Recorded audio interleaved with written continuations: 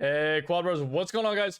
Welcome back here to another video. We're going to be going over the Flametrooper, one of the most underutilized or misused or whatever you want to say classes in Enlisted because of its difficulty. I know a lot of people have just been having trouble using this class. I know that I did. And guys, I think there's a lot of reasons for that. So hopefully by the end of this video, you guys are going to have a little bit better of a grasp on how to use these guys in really effective ways. Now, first things first, we're going to be going over all of the gear that these guys can bring. We're going to go over the differences between the Flametrooper 1s and the 2s. And then finally, we're going to end with some, overview of what upgrades to bring and then, some gameplay and tactics and stuff while you're in the game. So starting off with the gear here, guys, regardless if you have the Flamethrower 1 or 2, the Flametrooper 1 or 2, you should be bringing a just a basic rifle for these guys. I really just give these guys whatever rifles I have left over. I'm not giving these guys the cream of the crop, the best guns, because I mean that's not their job, right? Their job is not to be sniping people with the Lee Enfield. Their job is to be running up close quarters and blasting people with a flamethrower. So really, whatever gun you got left over, whether it's a Springfield or a Kar 98 or, a Mosin or whatever it is, just give them the worst guns you got, the best worst guns, if that makes sense. That's what I tend to do. For the flamethrowers themselves, of course, give them the better flamethrower if you got it, the M2 flamethrower if you were that far through. If you're using the M1 flamethrower and you're struggling a little bit, that's because, honestly, the M1 flamethrower is just not as good, and we'll go over why the M2 flamethrower is a lot better, but right now we're going to be chilling on that. As for gear, guys, I like to bring smoke grenades on all of my flame troopers for obvious reasons. You need to close that distance. Tossing those smokes can help you close that distance. Of course, med kits. And then one thing that you guys can do, this is something I don't do because I think it's kind of a cheesy thing to do, a little exploitive in my opinion, but hey, if you want to do that, all the power to you. Is you can bring a mine. If you guys don't know, mines are the fastest movement speed item in the game. It's right there with the sword, I believe. So being able to bring a mine will make you zoom around the map pretty quickly. Now, guys, the differences between the Flametroopers 1 and 2 are pretty substantial. The number one thing, of course, is the weapons. If we take a look here at the M1 flamethrower versus the M2, we see the M1, they have the same rate of fire at 1,200 shots per minute. But the most substantial differences are that, number one, the M1 flamethrower has a little bit more fuel. It has 300 versus the 200 of the M2 flamethrower, but that is the only advantage the M1 flamethrower has over the M2. Or I believe that it's the Flammenwerfer 35 versus the 41 for the Axis in Normandy. But the differences and the advantages that the M2 bring are huge. Number one being the length of the jet, and number two being the damage. So if we look here, we can see flame jet length is 18, damage from the flame jet is 40, while the M2 has 32 versus 60. 60 is huge. 50% increase on damage, which is just, I mean, you cannot understate or overstate, excuse me, how huge that is. Like it's such a big bonus in damage. It will make you actually be able to kill people more often than not. You will not be struggling. The M1 flamethrower really struggles to kill people, in my opinion. And then that flame jet length is also absolutely huge. You can hit people from so far away, much farther than you would honestly think that you could with this thing. So big upgrades to flame troopers. 2 with the weapon. The other really important thing here, guys, is perks. So let's talk about perks that you want to be bringing. The important thing with this is flame trooper 2s get 12.3% vitality, and they get huge bonuses to vitality itself. So you can see that just a rank 4 Flame Trooper 2 here is getting +7 vitality, meaning even if you low roll, I believe, on a Flame Trooper 4, you can still get the vitality perk, giving you almost 50%, 47.3% extra vitality. That is huge. That makes you survive so many extra shots, especially at close range. Against an SMG or something like that, it'll make you survive, maybe an extra shot or two. It's just absolutely huge. And on such a close quarters class, you're going to be taking shots trying to get up there, and you really, really want to be able to survive those shots. If you can get a Flame Trooper rank 5, a Flame Trooper 2 rank 5, I'm not even sure. Maybe if you high roll, you might be able to even get the extra healing for med kits, and boy, oh boy, that would be absolutely insane. And sprint speed, things like that are also going to be really, really important. Just for reference, guys, Flame Trooper 1s also get huge bonuses to vitality, but they have aim stability with firearms after receiving damage. They don't get that base HP increase, so they're significantly worse in that regard as well. So just understand, guys, getting Flametrooper 2s is a huge bonus. Right now, only the Normandy campaign has these Flametrooper 2s with the upgraded flamethrower. So keep that in mind. I expect that we probably will see them in the Moscow and the Berlin campaigns, and probably in Tunisia as well in the future. But as of right now, guys, it is only in the Normandy campaign. So just keep that in mind. If you're really wanting to use Flametroopers and you're struggling with them in Normandy, or you're struggling with them in Berlin and Moscow, just understand it might be because you don't have the Flametrooper 2s yet.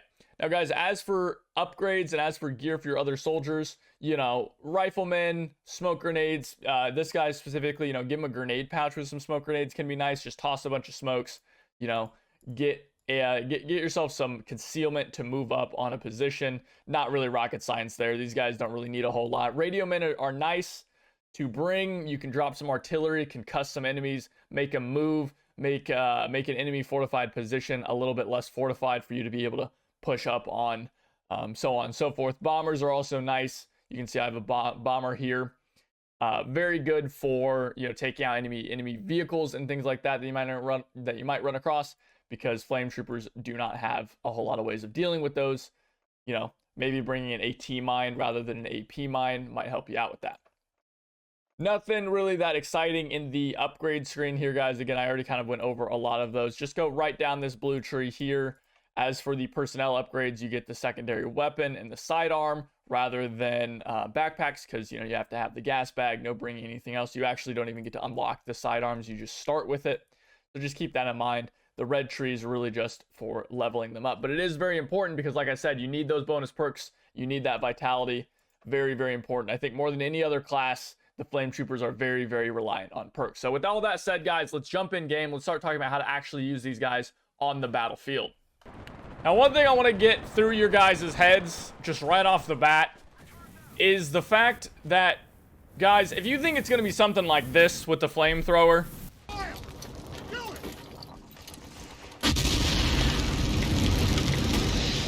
don't shoot! Let him burn! You are sorely mistaken. It's probably going to be something in Enlisted more like this.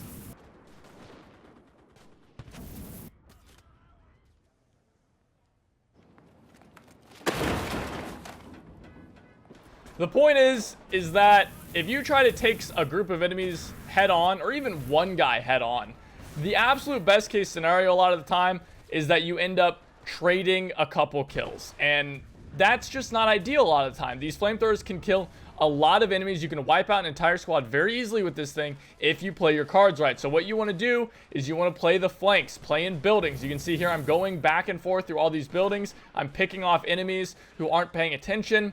And then when I see a big squad of guys, I'm going to commit to the fight, and I'm going to do my best to burn them all out. They are fighting someone else. They are not paying any attention to me, and that is when the flamethrower is the best, because when you're shooting at someone else and suddenly there's fire, spraying out of some guy's gun, it is a bad time. You are confused. The AI is all patting themselves out instead of actually shooting the Flametrooper. So it can be a really great way to get a lot of kills. You can see here again, I'm just playing the sides. I'm playing line of sight. These guys have no idea that I'm really here, and by the time they have realized it, they're already burning alive, and it's really hard to make these shots once you're already on fire. And then I see a big group of enemies, and I'm going to commit to the fight. I'm going to try to light as many of them on fire as possible, get some assists, get them maybe patting themselves out rather than shooting me, panicking. A lot of the time, guys, it's just a matter of playing these flanks, playing the sides, picking off a couple enemies, and then when you see a big squad moving, then you commit to the fight, and you have to understand that you're probably going to die. You're probably not going to make it out of it. And even if you do make it out of it, you probably don't have very much flamethrower fuel left. So again, here I picked off a couple guys, and then I see, okay, there's a bunch of guys out in front of me. I'm going to commit to this fight. I'm going to try to burn as many of them as I can. And I think I net myself, like, I don't know, 4 kills and a handful of assists or something like that. It's pretty nice. So that's kind of how you want to be playing this. You want to do your best to just, get on the flanks, burn them out. When you do see a group of enemies, try to get as many of them on fire as possible. Like I was saying, firing into doorways, also a great thing. Enemies can't shoot through each other, so doorways when they get stacked up, great thing. But light as many of them on fire as possible. You can see there, I didn't actually kill those 2 guys on my right. I just lit them on fire. And then once they're on fire, I'm going to move away. I'm going to let them burn alive. You know, best case or worst case scenario, I get an assist. Best case scenario, they burn to death or a teammate finishes them off. Now, another great thing that you can do is you can block off doorways and entrances to buildings with the fire. So you can see there, I sprayed the fire at the ground, not at an enemy or anything like that, but this will block off the enemies.